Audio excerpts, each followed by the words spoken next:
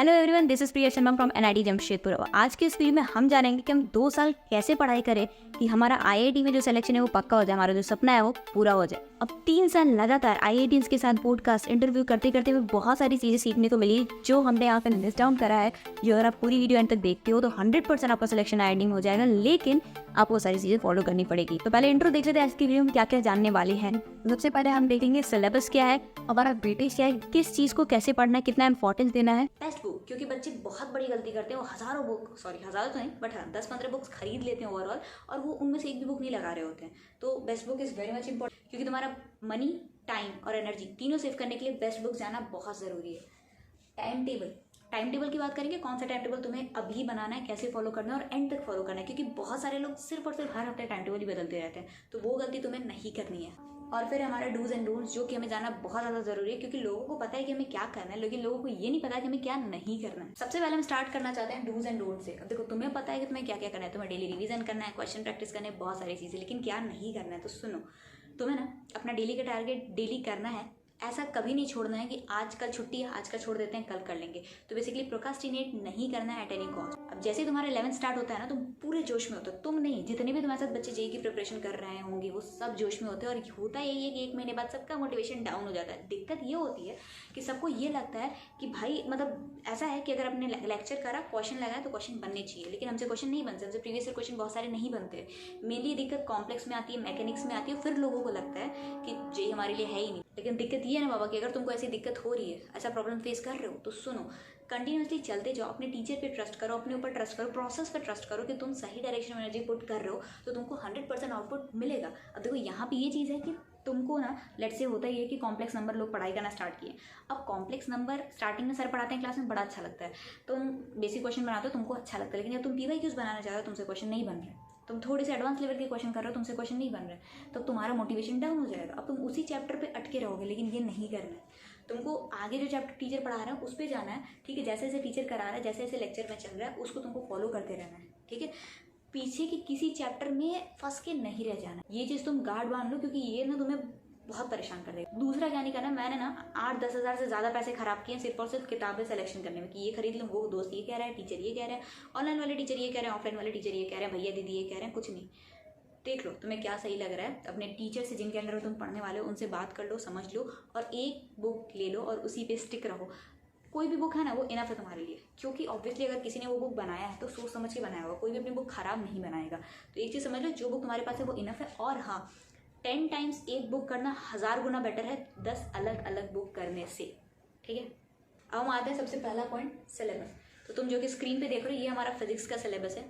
इसका जल्दी से स्क्रीनशॉट ले लो, और दिक्कत की कोई जरूरत नहीं, क्योंकि तुम ये जो स्क्रीन पे क्यूआर कोड देख रहे हो, इसको स्कैन करके टेलीग्राम चैनल है मेंटरशाला का, उसको ज्वाइन कर लो सिंपल से, वहाँ पे तुमको सारे वीडियोस मिल जाएंगे। और अभी जो तुम स्क्रीन पे देख रहे हो, ये हमारा वेटेज, क्या किस चैप्टर का वेटेज होता है। अभी तुमको उसकी ज़्यादा जरूरत नहीं, क्योंकि तुमको सारे चैप्टर्स अच्छे से पढ़ने हैं, बट हाँ एक बार को देख लो, ओवरऑल तुमको आइडिया लग जाएगा। अब देखो, फिजिक्स में सबसे बड़ी गलती बच्चे क्या करते हैं, जैसे वो लास्ट क्लास में आते हैं ना, उनकी एनर्जी डाउन हो जाती है, उनको लगता है ठीक है अब नहीं हो रहा है। बट तुमको पता है क्या कि मैकेनिक्स तुम्हारा स्टार्टिंग का सब्जेक्ट है, तुम पूरी एनर्जी उसी में थोप देते हो, हाउ द जोश हाई सर, लेकिन थर्मोडायनेमिक्स में जोश is going to be low sir. Y?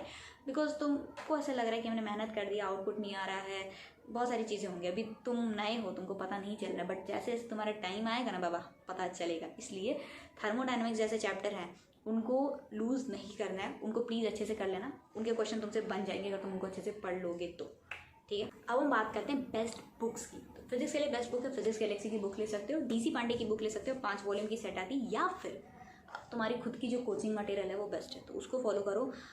10 अलग अलग बुक पे जंप करने से बेटर है एक बुक पे स्टिक करे रहो प्लीज़। अब दूसरा सब्जेक्ट हमारा केमिस्ट्री, तो केमिस्ट्री का सिलेबस तुम स्क्रीन पे देख सकते हो, और केमिस्ट्री का वेटेज भी तुम स्क्रीन पे देख सकते हो, स्क्रीनशॉट लेना हो तो ले सकते हो। तो केमिस्ट्री को बेसिकली 3 पार्ट में डिवाइड किया जाता है, इनऑर्गेनिक, ऑर्गेनिक, फिजिकल।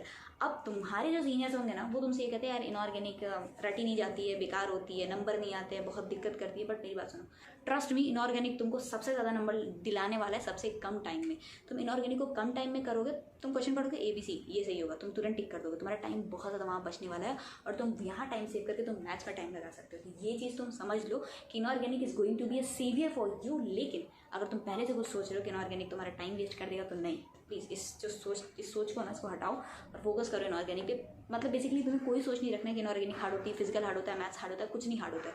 तुम जिस चीज़ को टाइम दोगे, ऑनेस्टली पढ़ोगे, वो तुम्हारी बेस्ट हो जाएगी, क्योंकि बाकी लोग की भी यही होती है यार। सब लोग मेहनत करते हैं, सबका अच्छा होता है, तुम्हारा भी अच्छा हो सकता है। इनऑर्गेनिक के लिए एनसीईआरटी बेस्ट होती है, बट इसके अलावा आप वीके जायसवाल सर की बुक ले सकते हो या फिर अपनी खुद की कोचिंग मॉड्यूल भी रेफर कर सकते हो। Coming on to physical chemistry, Narendra Awasthi sir की बुक बेस्ट है।